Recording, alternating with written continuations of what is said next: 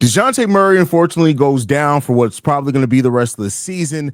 Wemby versus Giannis, always an exciting matchup. Love to see Wemby step up against the NBA's best. We're going to recap it all and more on Locked On NBA Game Night. When that final buzzer rings, you know it's time for Locked On NBA Game Night. All the post-game reactions to every game across the league, every single night, with insights only the hosts at Locked On can provide.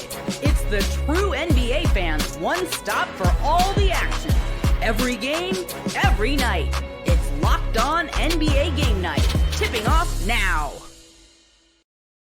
Thank you for tuning in to another night of Locked On NBA Game Night. I'm Haize, host of Locked On Bulls, joined by Rylan Stiles, host of Locked On Thunder. It's a long Friday night with a lot of games on the docket. We're going to get into it. Super Bowl 59 is here, and there's no better way to make every play more exciting than with FanDuel Sportsbook. New customers can bet just $5, and if you win, you'll score $200 in bonus bets. Download the app, head to FanDuel.com to get started. Rylan, it was an interesting night around the NBA, as it is every single night. There's always something interesting going on. And sometimes, unfortunately, that does come with bad news. The Boston Celtics took on the Pelicans today. And while this was an exciting game, came down to the wire. Jason Tatum hitting the last-minute shot, which always is exciting. Unfortunately, came with some bad news with it as well, as Dejounte Murray goes down, Achilles injury. It's probably going to be a long road to recovery for him. How you feeling? Yeah, obviously that's the damper on what was otherwise a really fun game. You mentioned the Tatum shot with 0.2 left to give the Celtics a win after they had been, not scuffling, but by their standards scuffling recently heading into the All-Star break. But you cannot kind of forget just what a dreadful season this has been for New Orleans, not just because of the losses, but because of the injuries. Like, this is a team that on paper, should be way better than this, obviously, but they just can't get out of their own way in the injury department. And that's the real damper on things, because you want to see the best players play. You want to see this team at full strength, because I think this team at full strength would be a team that makes a small market proud. It would be a team that really does something, recognizable, like something that you can appreciate. Obviously, are they title contenders if they're fully healthy? That might be a bridge too far, but there's certainly a top 6 seed, I think, if they are healthy and if they are able to put it all together. But this whole real tenure for Zion and for these pieces, they've not been able to put it all together.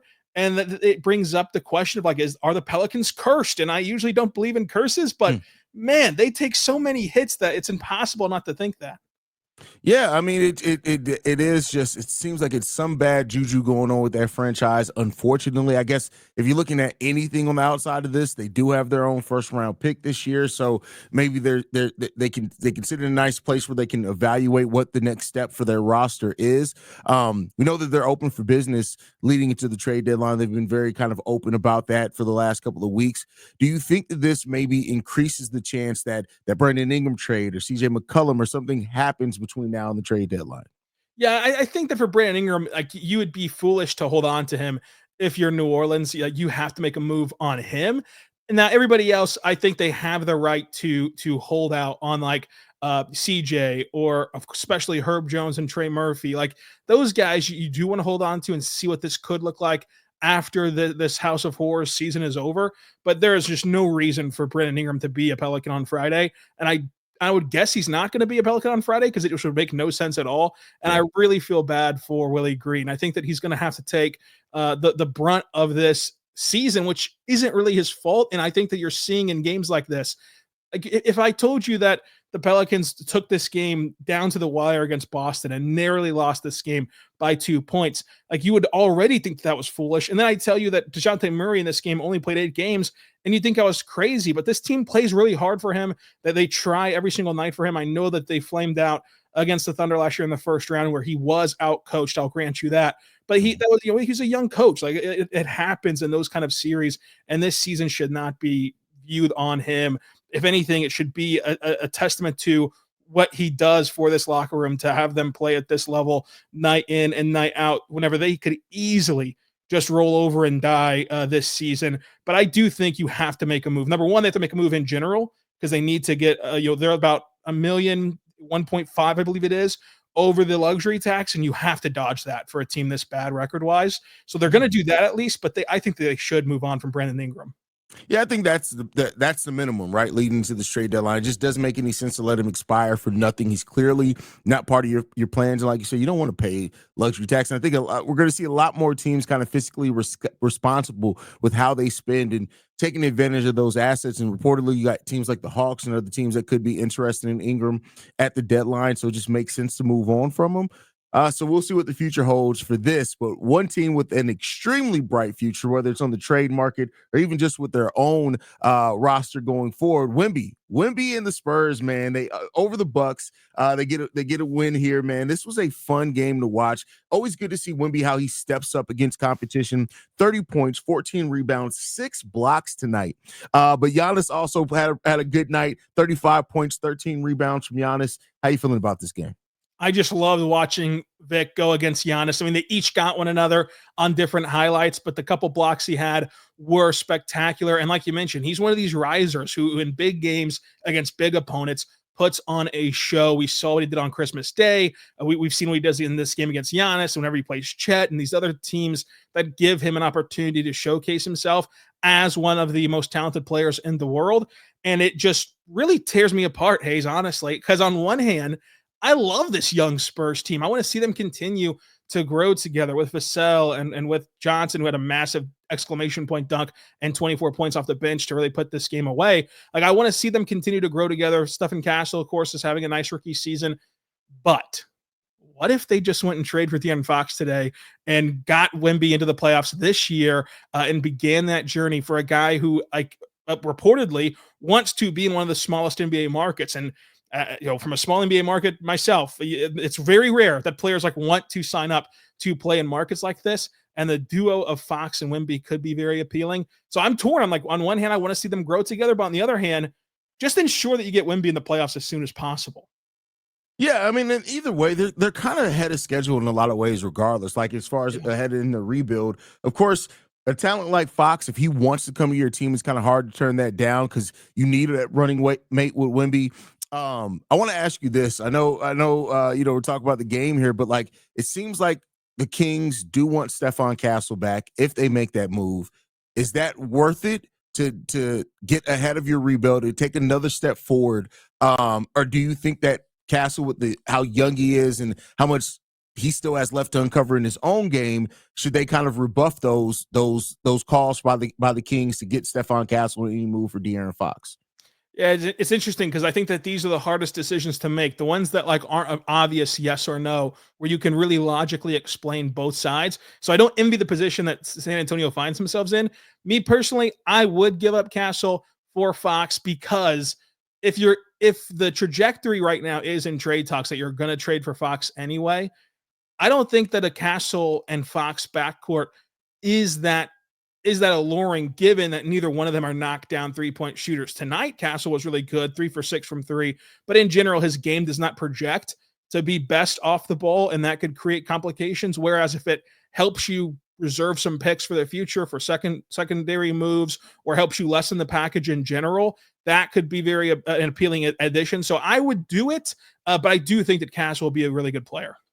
Yeah, I like Castle's game a lot, and when they initially drafted Castle, I looked at it and to myself, I was like, this is a really good, nice, piece to have around Wemby. But I think when it comes to De'Aaron Fox, to me, like you want that. Like, it's not like he's extremely old or anywhere close to being over the hill. He has a lot of his career left, and if he's a little bit ahead of what your window was looking like the rest of the age of your roster, that actually could be a very good thing. You see the impact that Chris Paul has made on the Spurs team in wins when he's playing on like that. Not to say that they're the same type of player, but you see what having a point guard established really does and how that helps your team. And so I think that the Spurs have to do it. If you're going to trade for Fox anyway, that's the right move. You got a lot of assets you can make that move in. You're probably not going to have this opportunity again.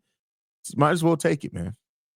You might as well try it. And I do wonder, like, not having the opportunity again, that's like the common sentiment for small markets. And you're absolutely right about that with the history of this league. I do wonder if Wemby can revolutionize that thought process of he's so good.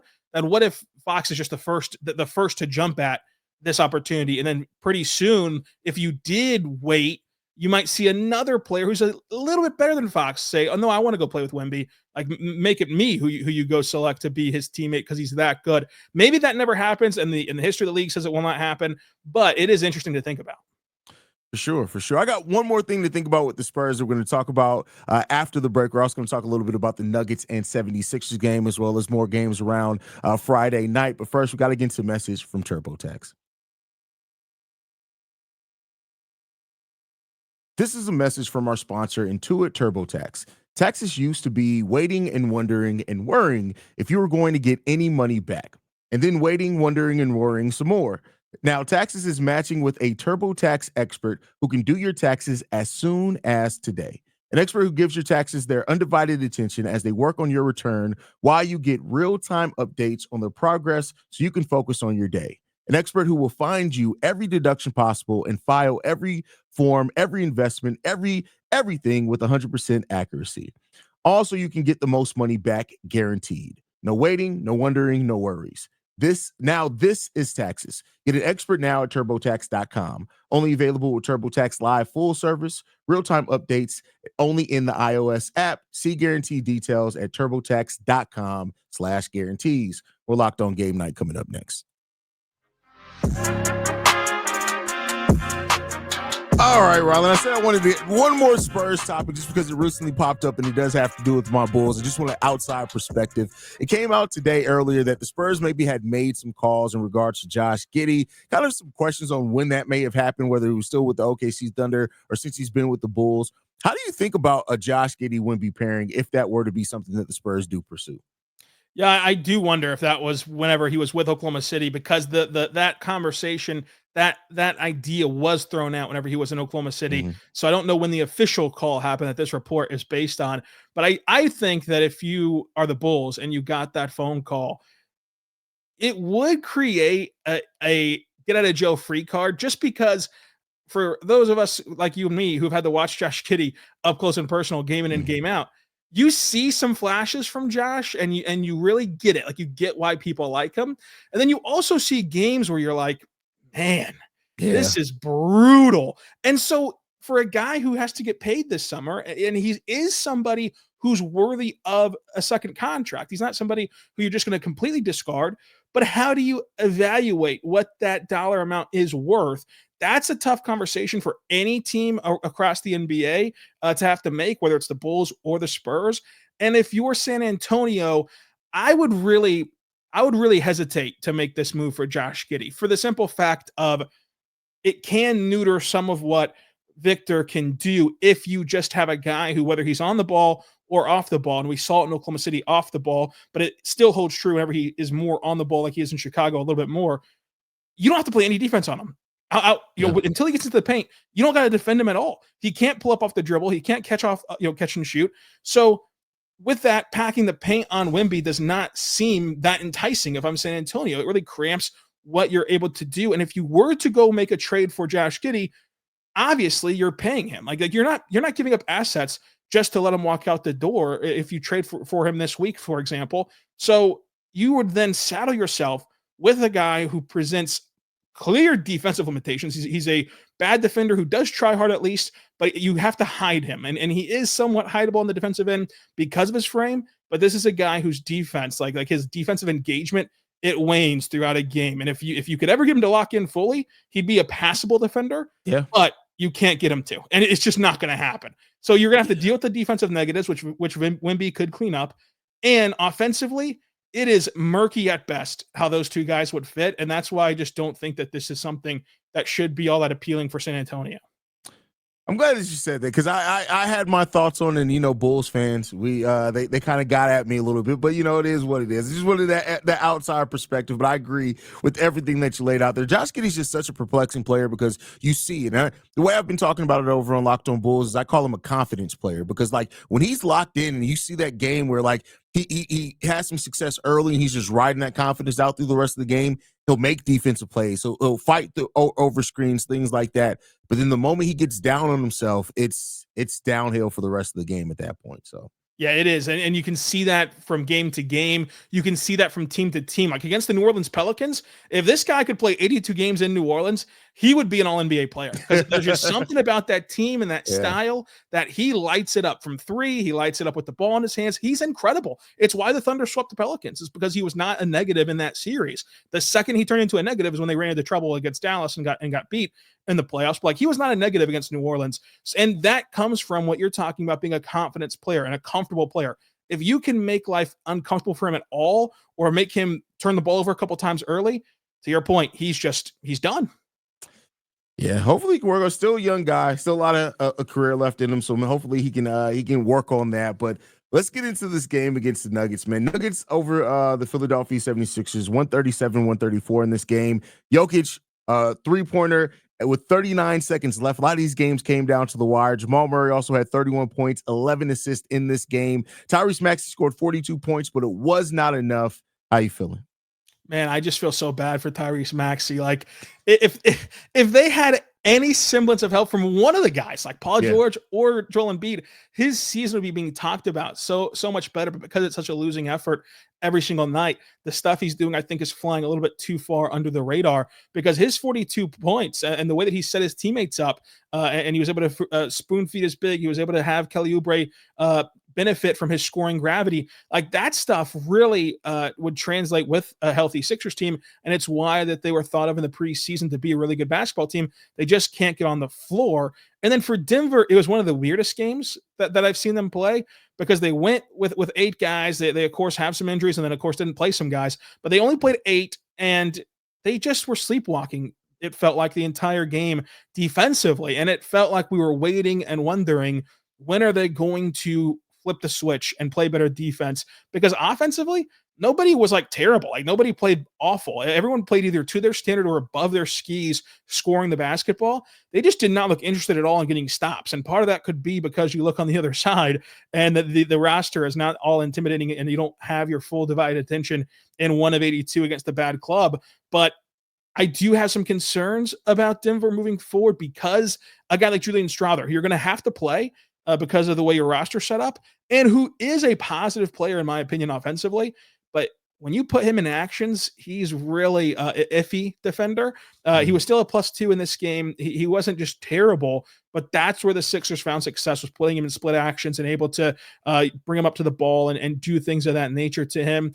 But other than that, I thought that the Jamal Murray game was really good. He could have used one of those 4 threes to go down to help his case, but he was still had a good game. Jokic had a really good game. They utilized Gordon the right way. And then for Denver, like, another big concern for me is MPJ, where if he's on, you're going to win a lot of games. He went 2 for 3 tonight. He was on tonight, and he really helped your offense get into a rhythm.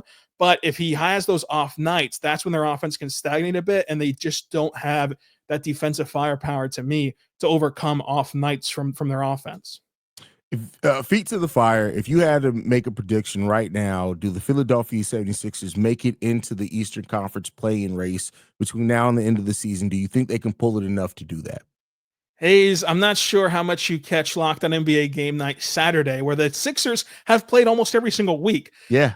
But I'm a Sixers sicko, Haize. Before the year, I said, I know the injury concerns. I know all the load management, but Nick Nurse is a great coach. Tyrese Maxey's awesome. This is a top 3 seed in the East.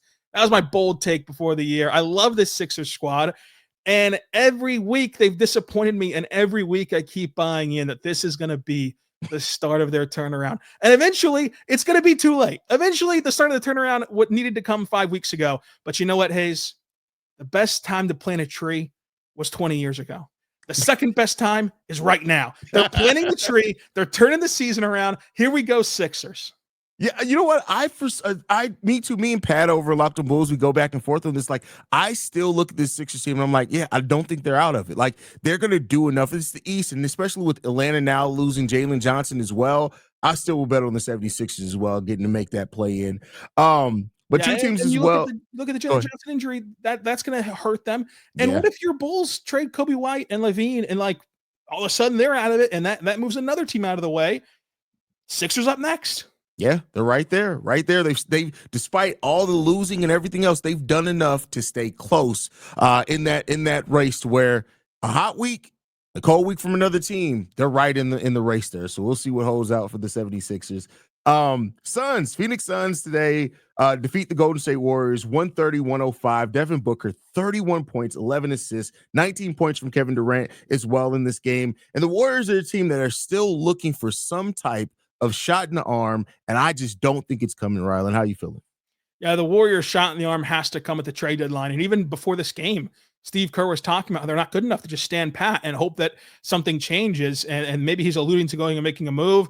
And maybe he's like kind of putting pressure on the front office to go make a move. But he's right. Like this Warriors team is a team that is simply what their record says they are. They're mediocre at best. They're capable of having fluke nights where they beat the Thunder on Wednesday, and how quickly we forget that after they got trounced by the Suns team. But to beat the Thunder had an 0 for 17 shooting night from everyone on their roster not named Isaiah Joe, Jalen Williams, and SGA, and they got the apex outcome from their offensive role players, which you obviously are not going to bank on sustaining for Golden State. It didn't sustain tonight. So the Warriors have to go make a trade. And I think that the Suns don't have to go make a blockbuster move. They have to smartly fill out this roster to me. I know that the appeal to Jimmy Butler is there and you're trying to find a place for Bradley Beal, but you look at how they handled tonight's game and how they've handled Bradley Beal off the bench. Bradley Beal gave you 21 points off the bench to elongate your scoring depth. If you can make a move with these picks you've unlocked from Utah to just simply improve the back end of your roster, and you have Booker in your starting lineup giving you buckets, and you have Kevin Durant giving you buckets in the starting lineup. Nick Richards has been a massive addition for them. Ryan Dunn's been a really good defender, and now you have Allen off the bench who's a really good defender. If you can just shore up your depth, the Suns would be better off doing that than going and getting Jimmy Butler to me. I agree with you 100% there. I mean, I get the allure of Jimmy Butler, especially for that team and where they are and their expectations and all that. But like sometimes it's not about making the home run hit. It's about making just a good double, right? Like, and that's sometimes what you need. And the Suns just need something there. Them and the Golden State Warriors are both teams that it's going to be really fun to watch what they do at the trade deadline because it can determine how their season finishes. So we'll keep a lookout for that. Next up, we're going to be getting to the remaining 3 games left on the docket tonight, even with my Bulls, even though I'm glad they got the win, but a little concerned about my team. But before we get into that, we got to get to the message from FanDuel. Super Bowl 59 is here. 1 game, 2 teams, endless possibilities. And there's no better way to make every play more exciting than with FanDuel Sportsbook. Whether it's predicting the first touchdown, calling the MVP, or even betting on the coin toss, FanDuel makes it easy to get in on the action. With live betting all game long, you can adjust your bets as the game unfolds and feel the thrill from kickoff to the final whistle. The live betting feature lets you stay involved no matter what happens on the field. And the app is super easy to navigate. Plus, knowing that you can place a $5 bet and potentially win $200 in bonus bets for the Super Bowl, that's just icing on the cake. Download or head to the FanDuel.com to get started. Bet just $5, and if you win, you'll score $200 in bonus bets. That's FanDuel.com. Bet with FanDuel, official sportsbook partner of Super Bowl 59. More game night coming up next. All right, Rylan, let's get into these rest of these games here tonight, man. It's always a fun night on Fridays because you just never know what you're going to run into, man. Never know what you're going to run into. A team that I am actually more positive than what probably Bulls fans would want to hear me on is this Detroit Pistons team, man. They're just a fun team to watch. 117-102 over the Mavericks tonight. How you feeling about the Detroit Pistons season and where the Mavericks are headed as well? I love the Pistons this season. I love what they've been able to see from Cade Cunningham, who is not only the face of the franchise, but a future star in this league. He's an all-star this year. And his season reminds me a lot of what SGA went through. And it's not apples to apples because the boost from Detroit has came in somewhat because of veteran presence, right? You bring in Tim Hardaway Jr. and Tobias Harris, but they still have some young pieces. But with Cade, his leap to go from a guy who people had questions about entering this season to now this year, he's an all-star for the first time on a play-in team. He'll make an all-NBA roster. I think he's going to garner some MVP votes, which Shea finished 5th in MVP his first year as an all-star. It reminds me of what Shea went through building out this roster to where now he's at the top of the West. And I don't know if that's going to happen for Cade Cunningham, obviously, with how good Shea's been, but it just shows that these things take time for players like this. But now Cade is on fire. This was the best game that we've seen from Cade Cunningham, regardless of box score. The control he had of this game, the command he had of this offense. He had 40 points per game in this game. He had 4 assists, 6 rebounds, 1 steal. He made 56% of his shots and went 3 for 8 from 3. He was stellar. And the thing I love about this Pistons team is they have the veterans, but don't overly rely on them, even though they hit timely shots. Like Tim Hardaway Jr., his box score does not scream impact to you with just 9 points on 2 for 5 shooting from 3 and 30% from the floor. But if you watch this game, those 9 points came in what we call in the business, Haize, timely buckets. And like he just hit the shots to keep the Pistons on a run, keep the Mavericks at arm's length. He had a great contest on a Klay Thompson corner 3 to not let him get the shot off in time. And he was really improving this team as a veteran. So is Tobias Harris, who had 17 points. But then they also utilize Azar Thompson, who's been a lockdown defender for them. Jalen Duren, Isaiah Stewart was suspended for bobblehead night.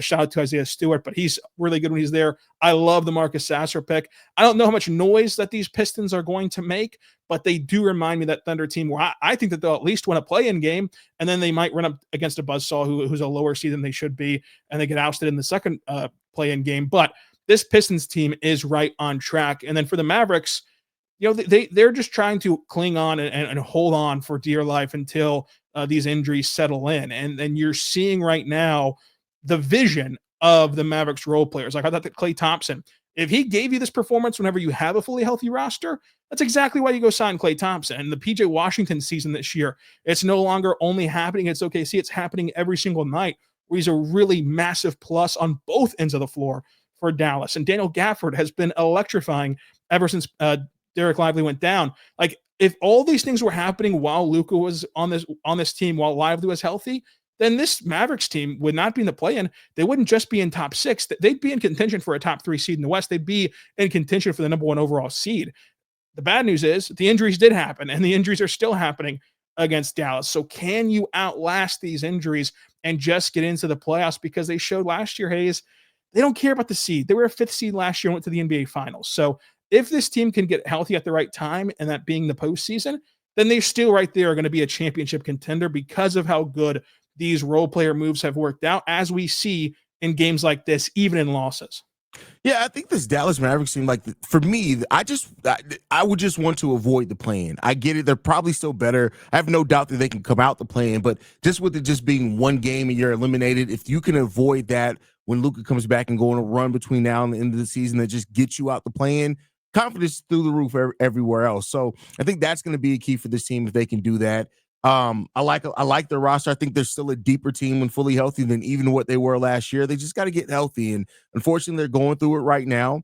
But we've seen teams be able to turn it around. There's still a plenty of season left, and really looking at where they are after the All-Star break, going towards the playoffs. That's going to be key for this team. But I echo everything that you said about this Pistons team. They're ahead of schedule to me, a top 6 seed in the Eastern Conference, and it's not by fluke. It's not just because other teams have injuries. This team is really it shows what adding veterans and then also having a coach, to me, that believes in your roster can do. Like, this is a different team. Cade Cunningham is showing himself that he's ready to be a star in this league, and I think this Detroit Pistons team is going to be dangerous in the East for years and years to come. Yeah, I mean, this is what happens whenever you have the franchise guy. And then to your point, whenever you hire a good coach and whenever you finally, for the first time in 20 years, have faith in your front office. Like, I think that they've really nailed the hires that they made this summer in their front office. He's 1 for 1 in offseason moves so far. So clearly he's going to get an approval rating. But I do believe that was no fluke of an offseason, and that you're seeing them build this the right way, like where they got veterans, like we mentioned before, but the veterans are overtaking this roster. They're complementing this roster, and they just continue to do that as these young players progress and let the chips fall where they may, because frankly, in the Eastern Conference, like, there's no reason not to. Like, there's no reason not to try and compete, and the Pistons are finally competing, and I think that they're going to be set to compete for quite a while. I completely agree with you. From one team that I'm that set its head of schedule to one that my preseason expectations have completely disappointed, and that's the Hornets. I just knew that with the healthy LaMelo Ball, this was going to be a team that won close to 40, 41 games. It's not been that this season. They lose to the Clippers 112-104 today. 27 points from Norman Powell, 21 from Kawhi Leonard. Harden also finishes with 4 and 10 as well for this Clippers team. How do you feel about the seasons for these two teams? I really hate this Hornets season, and I hate it for the sake of injuries, where it's like Brandon Miller's out for the year. Trey Mann is rumored to be out for the year, but he's been out for quite a while after looking awesome to start this season for Charlotte. Mark Williams was hurt tonight. LaMelo Ball was hurt tonight. And you saw the Grant Williams injury, which if you look at like the splits of their stats when Grant Williams was healthy and since then, it's been a complete nosedive. And he could have been one of those veterans for this team that has been helping the same way that the Pistons veterans have been helping their young core. But ultimately, I just think that the Hornets have to shut everything down again, and they have to try to find ways to improve this roster because starting Taj Gibson at center in the year of our Lord 2025, not a great look. Micic is not an NBA player, and he's being thrusted into a meaningful, massive minutes because of the injuries. And there's just not a lot to love on this roster besides LaMelo and Brandon Miller. But this is an excellent draft class. But by all accounts, and from what I've seen, this is a great draft class. So you might as well ensure that you get as great of a chance as you can at the top, at the best picks. And so like right now, they're only 3 games ahead of Brooklyn in the win column. You need to ensure that you make Brooklyn pay for winning a couple too many games here before they start to trade their pieces this week. And I think that you have to try to get as good as you can. And then for the Clippers, they've been one of the biggest success stories this season for me. Like I think that we look at the Clippers as a joke of a franchise and we make the jokes about losing Paul George, but I mean, the Paul George Norman Powell upgrade that seems to be in favor of LA, not Philadelphia. He's been stellar. James Harden is just continuing to help this roster. They not only weather the Kawhi stuff, but you've weathered it to the point where whenever Kawhi was out, he returned to a team that was avoiding the play-in a positive way, not outside the play-in in a negative way. And now Kawhi's back. And he still shows you, like, as he's working back from this injury, that he's got it. I mean, tonight he had 21 points and almost made half of his shots and went 4 for 7 from 3 and has the best handle for a forward. Like Kawhi and Harden, and if Powell keeps this up in the playoffs, this is a team that you kind of glossed over in the preseason, but now it makes you take a second look, and we'll see what they do at the trade deadline. Yeah, we'll see what they have in store for them. Last game on the night, my Bulls 122-106 over the Toronto Raptors. This is a game where the youth movement here for the Chicago Bulls really stood out. Modest Bucelis had a really good game off the bench with 12 points, 3 blocks in this game, 7 rebounds. Kobe White, kind of the best game he's had since he came back from his recent injury, 9 of 16 for 25 points. The Raptors here, listen, the Raptors are a team that always seems like they should be a little bit better than where they are, but then you watch how they close out games and it's not always quite there. How are you feeling about these two teams? Yeah, I am just on Bulls watch this week of what do they elect to do? Do they finally get off the treadmill of mediocrity that they've been on? Because for the first time that we've asked that question, I do like the young players, to your point. Like, I really like Kobe White. I really like Dalen Terry at the bottom of this box score, where he's able to go 4 for 5 and 1 for 2 from 3. He shot the ball well this season. Jalen Smith is an interesting option. They just extended Patrick Williams, and Buzelis has in the limited action shown you some flashes of why that you picked him in the first round this season. And then we already have discussed Josh Giddey at length, but I just think that it's time to move on from the bulk of the veterans on this roster. Get yourself some assets, take a step back in the standings this year, and then you're able to regroup this offseason, hopefully have a really good pick and go from there. But I think that the future for the Bulls is finally bottoming out to set themselves up for a massive bounce back. Let's hope so, because the Bulls are a team that needs direction. I'm not going to lie. And honestly, I'm tired of talking about teams that just hover around this 36, 39 wins for the last 3 years. Listen, I could deal with a couple of years of 25 wins if we're going to actually come out on the other side of with some better, pieces or whatever else it is. But the Bulls just keep, like, the treadmill of mediocrity is just, that's a perfect way to describe that franchise. And listen, I'm a Bulls fan, but I'm also a realist. They got to figure out a direction sooner rather than later. Yeah, they just seem so directionless at this moment. Even from, like, it feels like every offseason, Hayes, we talk about, like, is this the year Billy Donovan goes back to college? Is Billy Donovan the coach of the future? Like, what's going on with Billy Donovan? Like, so every facet of this organization gets questioned, and yet they just don't do anything. Yep. You know what? I just realized in saying that how many connections it is between my franchise and yours, between Billy Donovan, Josh Giddey. So you know the pain. That's all I can say there. Any last thoughts before we get out of here for tonight? Hayes, this was awesome. And it was a great night of NBA action. And now we get the best week of the year, trade deadline week. What's going to happen? I have no idea. And you know what? It's really exciting because you have the big dominoes like De'Aaron Fox, Jimmy Butler, the smaller moves, well, not smaller, but that could be impactful for playoff teams, like what happens to the Nets players. Do the Bulls end up trading like a Nikola Vucevic to a contender or something like that? Like, there's a lot of possible moves to go down. I just hope we're not all waiting that hour before the trade deadline and it's just actually pretty quiet. I just hope that doesn't happen. Yeah, we want a loud trade deadline, and I think we're going to get it. Yeah, let's hope so. Well, you know what else you guys can get? You can get a newsletter from your favorite team. We're introducing the Locked On daily newsletter. It's a one-stop shop for everything for your favorite team. You just got to go to lockedondaily.com, go to your favorite Locked On podcast, whether it's the Bulls, whether it's the Thunder. You can sign up for a daily newsletter to keep you informed of everything your team got going on. I want to thank you guys for tuning in to Locked On Game Night. You can follow Rylan Stiles over at Locked On Thunder, me at Locked On Bulls, and we'll see you guys again next week. Peace, y'all.